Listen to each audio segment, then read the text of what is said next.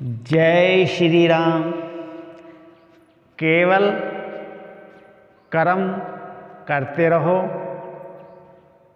पढ़ते रहो, सुनते रहो, इससे काम नहीं चलेगा। उसको समझना भी पड़ेगा, उसमें सत्य क्या है इसको जानना भी पड़ेगा। तभी जीवन में उन्नति होगी, तभी जीवन में विकास होगा। एक बार एक चौधरी साहब थे, ट्रेन में सफ़र कर रहे थे।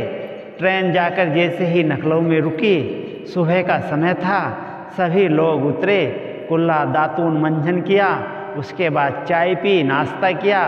परंतु चौधरी साहब उतरे, उन्होंने मंजन दातून करके स्नान किया और स्नान करके फिर अपनी सीट पर आए और सीट पर बैठकर उन्होंने अपने बैग से एक लाल कपड़े की पुटलिया निकाली और पुटलिया खोलकर उसमें से एक पुस्तक निकाली और पुस्तक निकालकर पढ़ने लगे।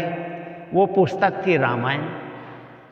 तो रामायण पढ़ने लगे। रामायण उन्होंने पढ़ी तो सभी लोग उनकी तरफ बड़ी आश्चर्य दृष्टि से देख रहे थे और रामायण सुन रहे थे।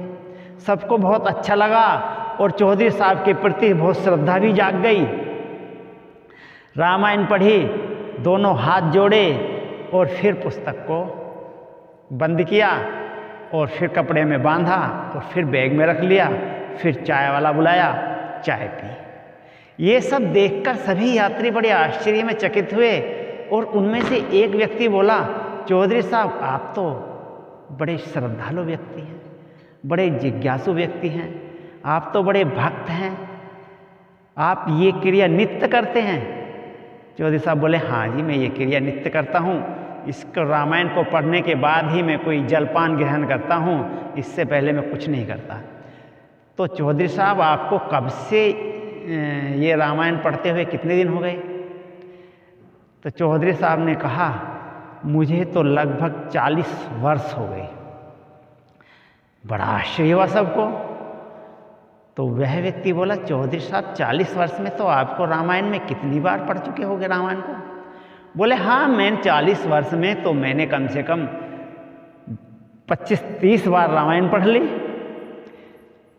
तो इसको बार बार पढ़ते जाते हैं चौधरी साहब? बोले, हाँ एक बार पूरी समाप्त हो गई, फिर दोबारा से शुरू कर देता हूँ। 40 साल से रेगुलर मेरा यही काम है। मैं दिन प्रतिदिन सुबह को स्नान करके सबसे पहले रामायण पढ़ता हूँ, उसके बाद ही जलपान ग्रहण करता हूँ, उसके बाद ही कोई दूसरा कार्य करता हूँ।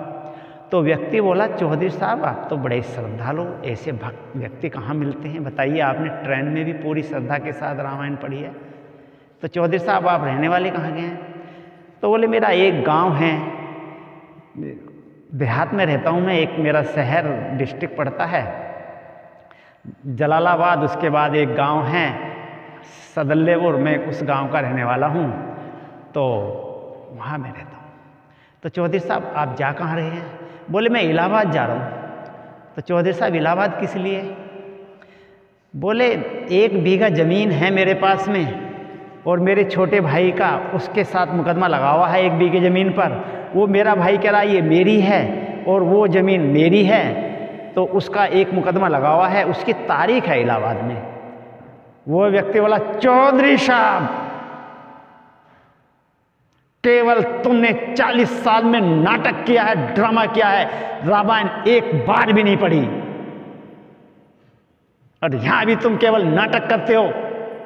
40 साल गुजर गई तुम्हारे ड्रामा करते हुए, तुमने रामायण एक बार भी नहीं पढ़ी। चौधरी साहब सन। रामायण में साफ लिखा है, 2 भाइयों ने राजगद्दी को फुटबॉल बना दिया। उसने उधर से ठोकर मारी राजगद्दी में, उसने उधर से ठोकर मारी राजगद्दी में, राजगद्दी को फुटबॉल बना दिया। और तुम 1 बीघा जमीन के लिए अपने छोटे भाई से मुकदमा लड़ाने के लिए तारीख पे इलाहाबाद जा रहे हो? क्या तुमने रामायण पढ़ी है?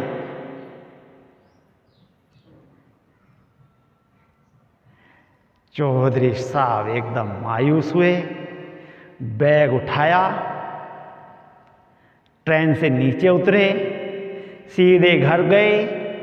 अपने घर बाद में गए, छोटे भाई के घर गए, छोटे भाई से कहा, भैया मुकदमा खत्म, वो जमीन तेरी है, भाई ने कहा नहीं नहीं नहीं, अब तो तेने मुकदमा डाल दिया, तो अब तो जो जजमेंट करेगा मुकदमा, कोर्ट जजमेंट करेगा तो होगा, मैं नहीं ले रहा जमीन वमीन, जब तेने मुकदमा डाल ही दिया अब मैं जमीन क्यों लूँगा। जा तारीख पे जो कोर्ट मुकदमा जजमेंट देगा तो होगा, मुझे मिलेगी मिल जाएगी, नहीं मिलेगी नहीं मिलेगी, तेरी हो जाएगी। उन्हें नहीं भाई मैं तेरे हाथ जोड़ता हूँ, मुकदमा खत्म, ये जमीन तेरी। इसे कहते हैं रामायण का पढ़ना, इसे कहते हैं गुनना। पढ़ लिया गुने हैं नहीं, 40 साल से रामायण पढ़ रहे हैं, रामायण में क्या लिखा है ये समझ में नहीं आ रहा, तोते की तरह राम राम जप रहे हैं, राम होता क्या है ये समझ नहीं पा रहे हैं। तो जपते जपते जिंदगी समाप्त हो जाएगी, हाथ कुछ लगेगा नहीं। इसलिए जो जप रहे हो, जो कर रहे हो, जो सुन रहे हो, जो बोल रहे हो, उसको समझो, उसमें सत्य क्या है। जिस दिन समझ गए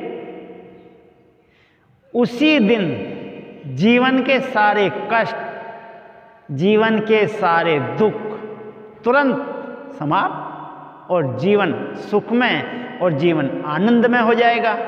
इसलिए सत्य का ज्ञान करो। जय श्री राम।